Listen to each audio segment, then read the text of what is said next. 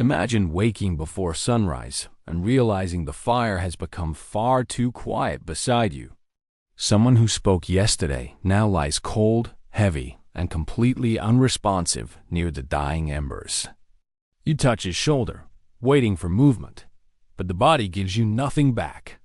Then, one unbearable thought appears. Someday, you will be the one lying there motionless.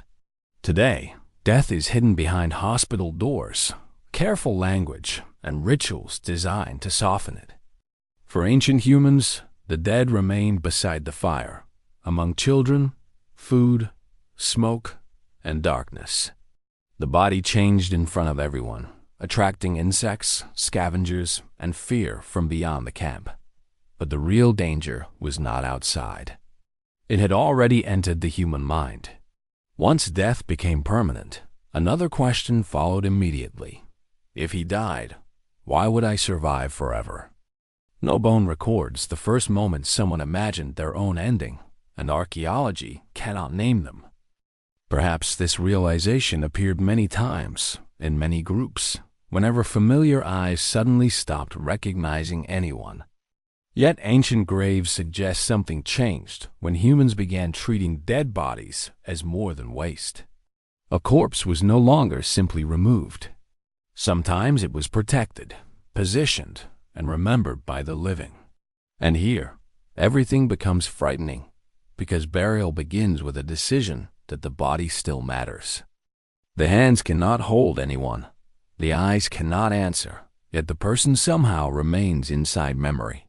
Maybe the living feared scavengers, returning spirits, or the unbearable destruction of a once familiar face. Or perhaps burial became humanity's first argument with nature's brutal command to let everything disappear. Nature said the person was gone. Memory answered that disappearance would not be accepted so easily. But this is only half the story, because death changed not merely bodies, but time itself. An animal remembers danger, yet humans can fear an ending that has not happened yet. To imagine death, the mind must leave the present and travel forward into its own absence. From that moment, tomorrow stopped being another sunrise and became a limited, shrinking supply. If life ends, food must be stored, children taught, promises kept, and knowledge passed onward. When an old hunter dies, entire maps, seasons, warnings, and survival lessons can vanish with him. So stories must be repeated, skills demonstrated, and names carried carefully into younger minds. Fear of death may have transformed humans into planners who could think beyond their next meal. But the farther they looked ahead, the darker the future became inside their imagination. Danger no longer needed claws or weapons. It could arrive silently during a peaceful night. You hear family breathing near the fire and realize they may someday breathe without you. Now imagine the worst part. You understand that everyone you love will also disappear. The mother who knows safe routes, the hunter who returns, the child sleeping beneath your hide. From then onward, love carried a shadow, because every attachment created another possible loss. The more someone mattered, the more terrifying their absence became before it had even happened. Death changed from a brief event into a threat capable of living beside humans for years. Perhaps this is why certain graves became places people revisited through memory, ritual, and silence. Not because early humans possessed complete religions, but because disappearance felt psychologically impossible to accept. The body remained visible, yet the laughing, angry, familiar person seemed to exist somewhere else. Inside that contradiction, one of humanity's most powerful questions may have appeared. Where did they go?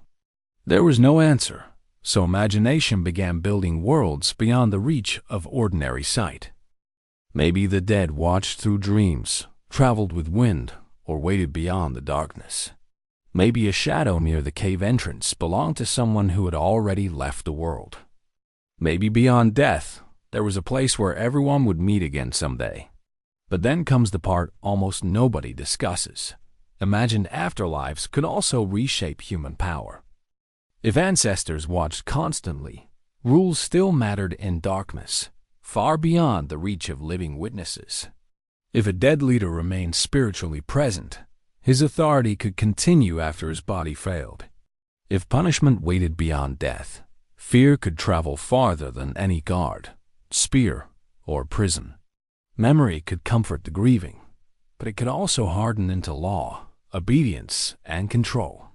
A grave might express love, while also proving wealth, ancestry, territory, and social rank. Death began dividing people after their hearts stopped, giving some names and denying others remembrance. And this is where ancient humans begin looking disturbingly similar to modern people today. We still organize much of life around an ending we carefully avoid imagining directly. We save money, raise children, create art, take photographs, and place names on stone. We want something to remain after us. A house, a song, a child, a memory. Even fame can become a quiet bargain promising that the name will outlive the body. We close our screens at night and face the same question beside a different kind of fire. What happens when I am no longer here and the world continues without noticing my absence? Modern humans understand cells, aging, and disease, but knowledge has not erased this ancient fear. It has only made the date invisible, allowing us to pretend the ending belongs elsewhere. And the deeper we look, the more disturbing the inheritance becomes inside everyday life. Perhaps death awareness gave humanity more than grave spirits and stories about another world. Perhaps it also helped create art, because marks could survive the hands that made them. A painted wall could outlive its artist, and a story could outlive its final storyteller. An ornament passed to a child could preserve the touch of someone who had disappeared. Humans learned to resist time not with strength, but by leaving traces behind them. They could not make bodies immortal, yet they could make presence last slightly longer.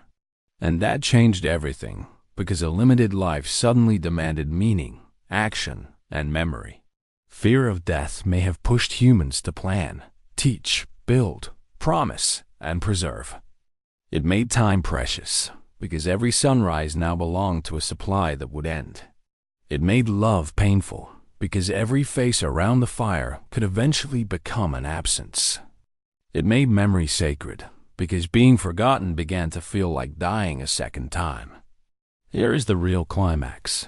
Death awareness gave humans terror, but also the power to choose. Once you know life ends, every action before that ending gains a different weight. A meal shared, a child protected, a story remembered. Ordinary acts become resistance against disappearance. The ancient human staring at a corpse did not only see death. He discovered responsibility. He understood the ending was certain, yet everything before it still remained unfinished and possible. Almost everything human has existed between those thoughts. We disappear, but traces may remain. We fear vanishing, so we build, teach, love, record, create, and ask others to remember. Perhaps the first monument was not stone, pigment, ceremony, or a carefully prepared grave. Perhaps it was simply one person refusing to let another vanish completely from memory. He stayed beside the body until sunrise, repeating a name that no longer received an answer. For the first time, he understood something unbearable. Someday, others would repeat his name too. One day, he would become the silence beside the fire, watched by frightened living eyes.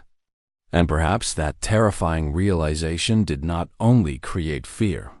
Perhaps it taught humans how to live. If another ancient fear still lives inside us, the next story will bring it into the light.